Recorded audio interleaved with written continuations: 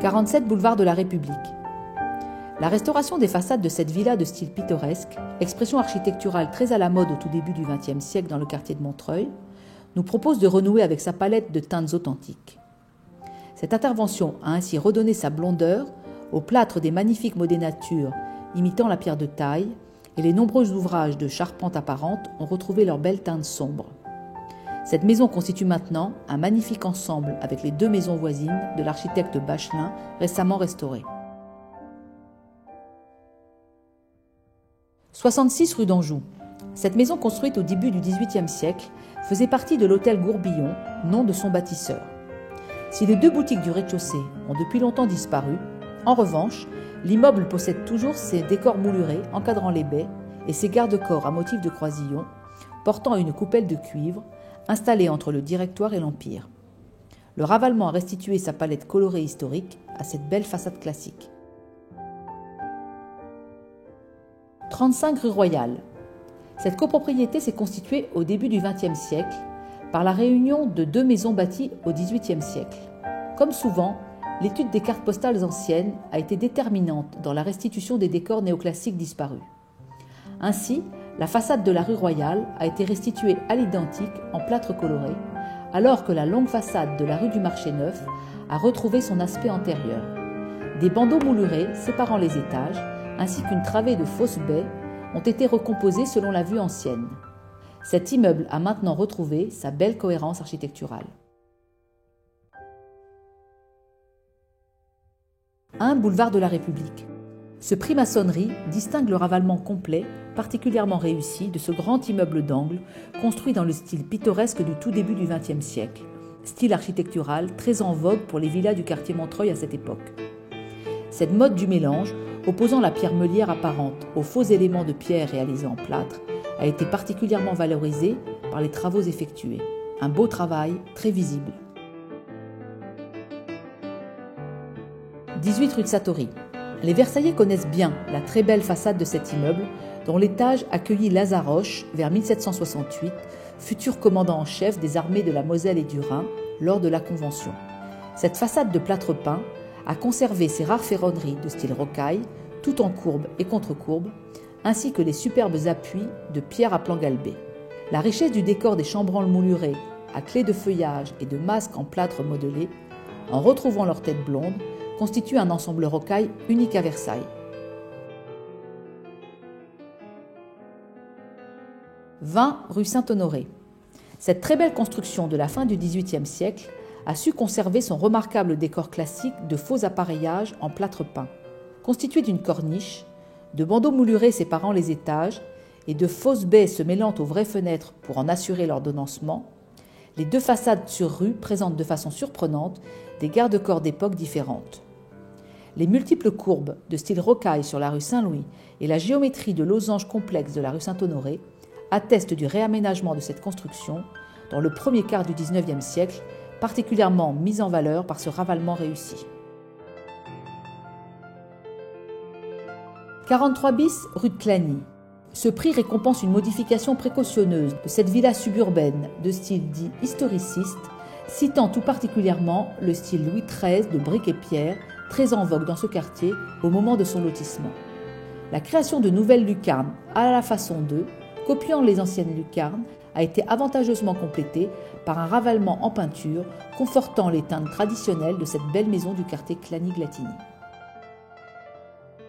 62 rue d'Anjou. Les baraques des Carrés Saint-Louis, derniers témoins de l'ancien marché établi sous Louis XV, ont été modifiées au cours des siècles précédents. Leurs devantures commerciales ont été souvent largement ouvertes. Cette intervention a permis de reconstituer les principes d'une façade traditionnelle d'échoppe des Carrés. Une maçonnerie de pierre et de plâtre, équipée d'une vitrine de bois, a refermé la devanture, tandis que le pignon a retrouvé son aspect singulier de baraque d'angle. 18 rue Mademoiselle. Le prix maçonnerie récompense ici le soin apporté au ravalement de cette petite maison du quartier des Prés, construite dans la seconde moitié du XIXe siècle, dans un style très classique. Sa corniche de plâtre, ses balconnets en fonte moulée et son mur de clôture en panneaux de plâtre jetés sont autant de témoins conservés, restaurés et complétés d'un nouvel épiderme de plâtre coupé, teinté par un ocre retrouvé sous la toiture. 20 rue de la Chancellerie. Le prix Ravalement s'attache également à récompenser, chaque année, les efforts consentis par les copropriétés pour valoriser leur surface sur cours. Moins visibles, elles n'en constituent pas moins des éléments du précieux patrimoine architectural de la ville. Ces façades domestiques, moins entretenues par le passé, ont souvent été dégradées par les équipements techniques successifs du modernisme. Les travaux réalisés aujourd'hui ont permis de clarifier et de cicatriser les multiples atteintes à l'ordonnancement de ces façades en restituant des décors d'appareillage et de fausses baies dans des tonalités classiques. Une restauration réussie. 22 rue du Hasard. Un second prix court cette année pour remercier les acteurs de cette sérieuse opération de ravalement qui a permis de réordonnancer les façades composant cette cour. Le nouveau ravalement de plâtre coloré a reconstitué la succession régulière des travées de baies avec la création de fausses baies réalisées en plâtre modelé. Des pilastres ont été recréés sur la façade principale à partir des vestiges observés sur la corniche. Autant de détails qui concourent maintenant à redonner sa cohérence à cette cour du quartier Saint-Louis.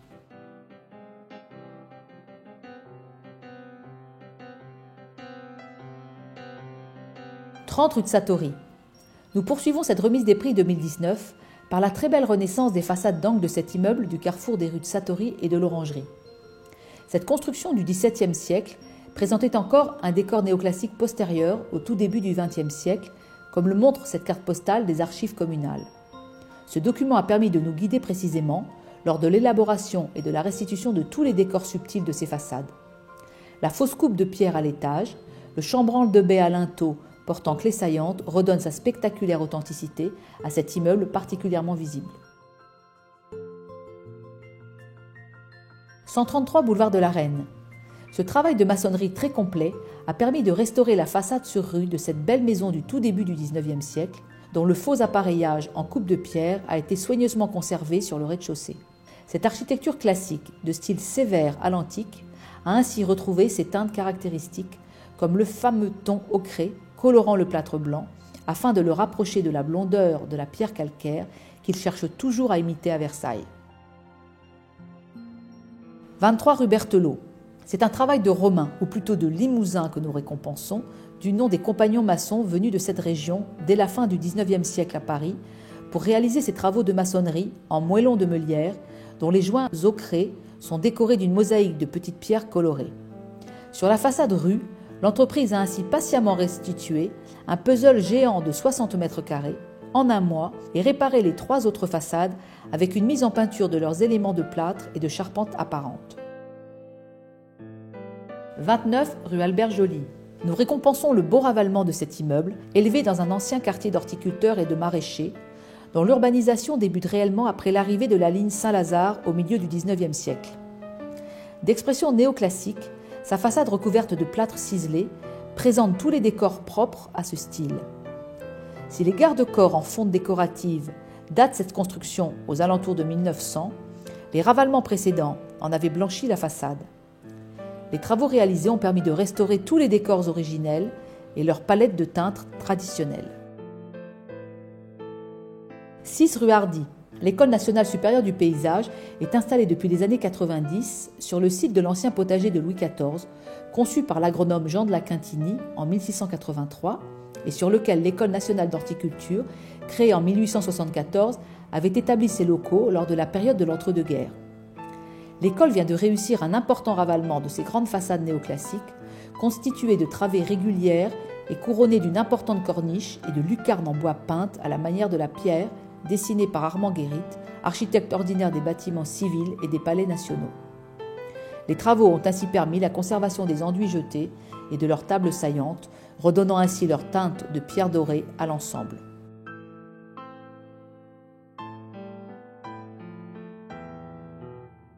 « 3 rue des Bourdonnais. Si les aménagements successifs des différents établissements d'enseignement qui se sont succédés puis regroupés sur ce site depuis le milieu du XIXe siècle ont considérablement modifié les constructions initiales du XVIIIe, le ravalement entrepris a très logiquement cherché à rendre aux façades leur identité particulière. En restituant les faux chaînages verticaux séparant chaque façade, en limitant les étages par des bandeaux moulurés traditionnels, en complétant les travées de fausses baies et en usant de teintes ocrées différentes, le Collège du Sacré-Cœur a particulièrement mérité de recevoir le Grand Prix de la ville de Versailles pour la restauration de ses façades sur rue. 10 rue de Montreuil. La nouvelle devanture commerciale a été joliment composée sur le modèle traditionnel des boutiques de la fin du XVIIIe siècle qui perdure jusqu'au début du XXe siècle avec l'apparition de la grille et du volet de protection.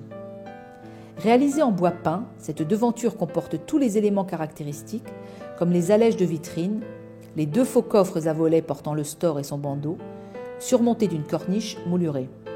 Une belle réalisation en accord avec l'immeuble ancien dont elle occupe le rez-de-chaussée. 6 place du 8 mai. Si les Versaillais connaissaient tous la boutique d'exposition de la Marbrerie des Yvelines depuis les années 1968, ils seront surpris de découvrir un tout nouvel établissement spectaculairement restructuré sur le thème de l'architecture industrielle de la fin du XIXe siècle, en lieu et place des précédentes façades postmodernes et un peu austères, il est vrai, des années 1980. Le jury a donc souhaité attribuer un prix spécial à cette réalisation atypique et particulièrement soignée, composée d'une structure métallique bleue, décorée de lambrequins en acier et dont le remplissage en briques polychromes compose des frises et motifs décoratifs traditionnels de ce style industriel. Cette nouvelle image correspond bien à l'esprit de développement de cette société, notamment dans le domaine du design minéral, comme le démontre la récente réalisation d'une gigantesque fresque en pierre dans le métro d'Amsterdam.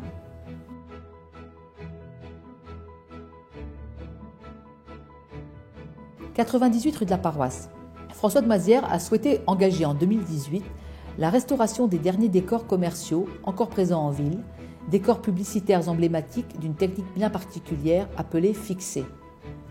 Basée sur un principe de lettrage en relief et de tableaux figuratifs collés au dos d'un verre fixé au plafond ou en façade, cette technique de la seconde moitié du XIXe siècle est employée jusque dans les années 1920. L'équipe restauratrice, contre toute attente, réussit à conserver la toile peinte originelle qui a été intégrée au nouveau vitrage décoré de lettres et motifs floraux. L'ensemble a été repositionné sur la façade afin de libérer la baie qu'elle occupait précédemment. Fort de cette première réussite, la ville va maintenant poursuivre cette campagne de restauration de décors fixés. 28 rue Sainte-Victoire. Si le ravalement des façades de cet immeuble est une incontestable réussite, nous récompensons plus particulièrement l'exceptionnel travail de décor en trompe-l'œil sur son pignon façade de la rue de Beauvau. Cette réalisation de 6 fausses baies en peinture réaliste renoue avec la tradition versaillaise, simulant des fenêtres afin d'assurer la régularité des façades. Aussi, à l'occasion de son ravalement général, la restitution d'une façade feinte sur ce pignon aveugle constitue une remarquable réussite à laquelle la qualité du dessin et la sensibilité exprimée dans l'exécution des décors, de leurs ombres et de leurs lumières, doit beaucoup.